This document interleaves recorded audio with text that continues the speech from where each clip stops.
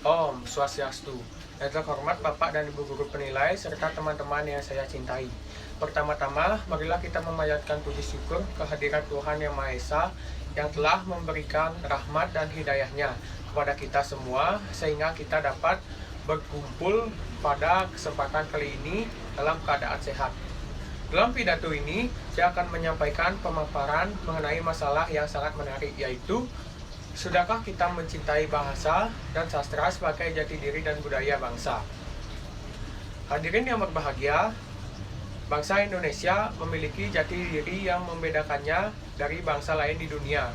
Jati diri tersebut sekaligus menunjukkan keberadaan bangsa Indonesia di antara bangsa lain. Salah satu simbol jati diri bangsa Indonesia adalah bahasa.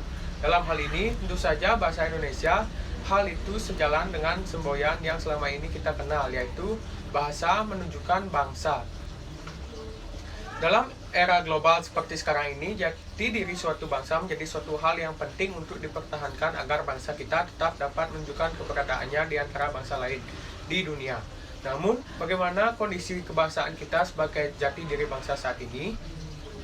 Saudara-saudara, perlu kiranya kita berkaca pada keterpurukan angka kelulusan mata pelajaran bahasa Indonesia pada ujian nasional 2011. Hal ini ditengarai karena tingkat kesulitan yang terkandung pada soal termasuk tinggi. Siapa yang patut disalahkan? Guru atau siswa? Jawabannya adalah tidak sepenuhnya baik oleh guru maupun siswa. Itu karena soal yang disajikan belum komprehensif. Kita lihat faktanya, soal-soal mata pelajaran bahasa Indonesia dapat pada ujian nasional lebih banyak menguji kemampuan membaca saja. Padahal dalam bahasa Indonesia harus diukur kemampuan 4 aspek, yaitu membaca, menulis, berbicara, dan menyimak lebih lanjut. Sebenarnya ada 2 masalah dalam pembelajaran bahasa Indonesia. Pertama, siswa menilai pembelajaran bahasa Indonesia sangat membosankan karena menganggap dirinya sudah mampu berbahasa.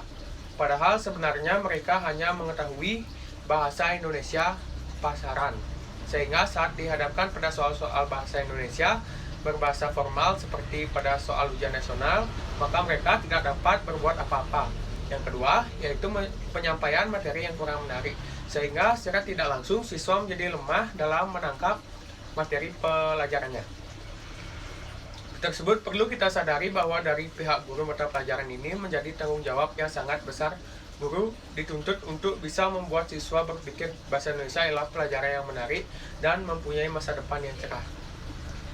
Di Indonesia, kita melihat kurang ada kebanggaan menggunakan bahasa Indonesia, tidak hanya bagi kalangan awam, tetapi juga di kalangan cendekiawan. Misalnya dalam pidato para pejabat, termasuk Presiden Susilo Bambang Yudhoyono. Seringkali digunakan bahasa Inggris. Tanpa disadari, kita juga gemar mengambil alih kata bahasa Inggris dan menjadikannya dalam bahasa Indonesia. Padahal sudah terdapat kata padanan untuk kata-kata yang diserap tersebut. Misalnya sebagian masyarakat lebih suka menggunakan kata di follow, up I, depending, meeting, and on the way. Padahal kita memiliki kata tindak lanjut untuk di follow, up I, kata ditunda untuk depending, dipermuatkan rapat untuk meeting, dan sedang di jalan untuk on the way. Lalu, mengapa kita harus menggunakan kata berbahasa asing? Bagaimana kita bisa melestarikan bahasa Indonesia kalau bukan dari kita sendiri?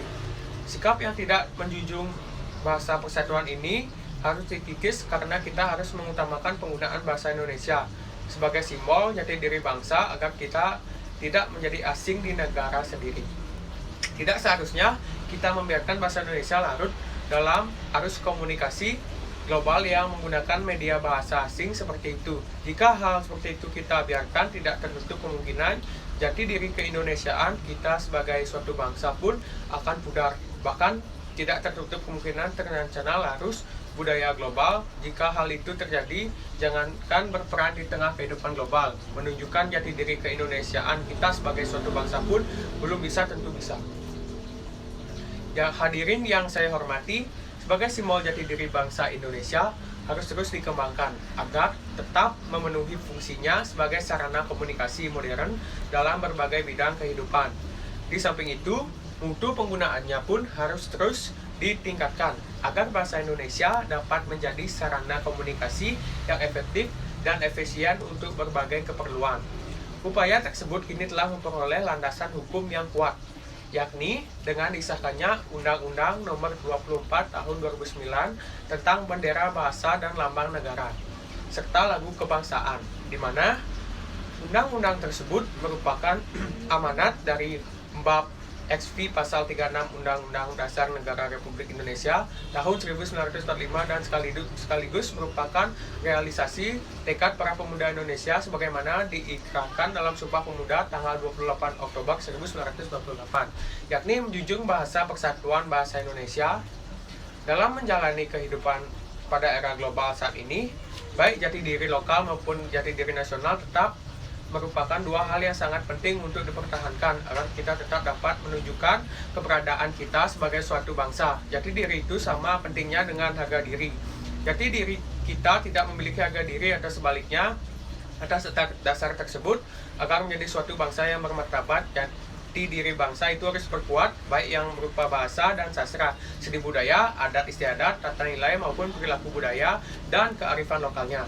Dengan demikian, marilah kita semua sebagai generasi penerus bangsa dan calon penerus pemimpi bangsa yang tangguh, kita lestarikan bahasa kita sebagai alat berhubungan atau komunikasi dengan masyarakat antar daerah wilayah yang berbeda agar kita dapat bersatu. Demikian yang dapat saya sampaikan dalam pidato saya kali ini. Terima kasih atas perhatian yang telah diberikan. Mohon maaf apabila terdapat perkataan atau tingkah laku yang kurang berkenan. Akhir kata saya tutup dengan Param Santi. Om Santi Santi Santi Om.